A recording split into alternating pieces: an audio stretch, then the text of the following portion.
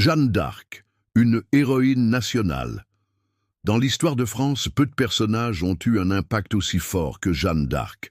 Cette jeune fille du XVe siècle, venue d'un petit village, a réussi à jouer un rôle militaire et spirituel très important pendant la guerre de Cent Ans.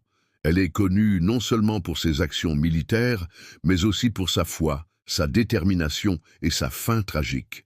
Aujourd'hui, nous allons expliquer qui était Jeanne d'Arc, ce qu'elle a fait, pourquoi elle a été condamnée, et enfin, pourquoi elle est devenue une héroïne nationale. Jeanne d'Arc est née en 1512 à Domrémy, dans une famille modeste.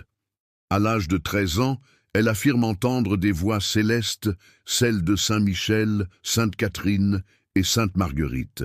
Ces voix lui demandent de sauver la France et d'aider le dauphin Charles à devenir roi. À cette époque, la France est en guerre contre l'Angleterre depuis plus de 70 ans, la guerre de Cent Ans.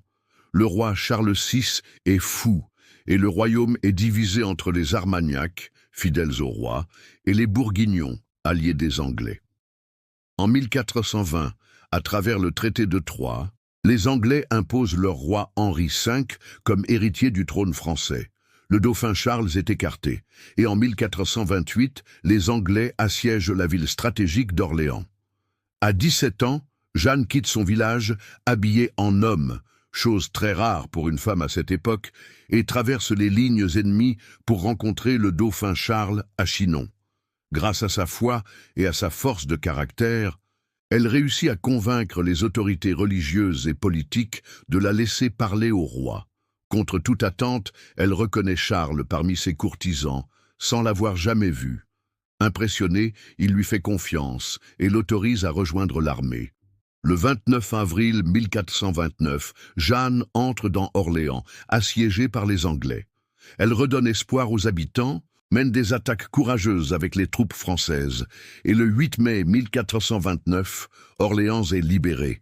C'est une victoire symbolique majeure qui fait d'elle une héroïne nationale. Encouragée par cette victoire, Jeanne convainc le dauphin de se rendre à Reims, ville sacrée des rois de France, pour s'y faire couronner. Malgré les risques, Charles accepte. Le 17 juillet 1429, il est sacré roi de France, sous le nom de Charles VII, accomplissant ainsi la prophétie de Jeanne. Jeanne ne s'arrête pas là. Elle veut libérer Paris, mais l'échec de cette campagne en 1430 marque le début de sa chute. Elle est capturée par les Bourguignons, qui la vendent aux Anglais. Ces derniers veulent se venger de ses victoires et organisent un procès religieux présidé par elle, évêque Cochon. Elle est accusée d'hérésie et de sorcellerie, bien que son procès soit injuste et politique. Malgré son courage et sa défense, elle est condamnée à mort. Le 30 mai 1431, Jeanne d'Arc est brûlée vive à Rouen, à seulement 19 ans. Aujourd'hui, Jeanne d'Arc est considérée comme une martyre et une sainte. Elle a été réhabilitée en 1456 par l'Église et canonisée en 1920. Elle symbolise le courage, la foi, la résistance et l'amour de la patrie. Son histoire continue d'inspirer non seulement les Français, mais aussi le monde entier.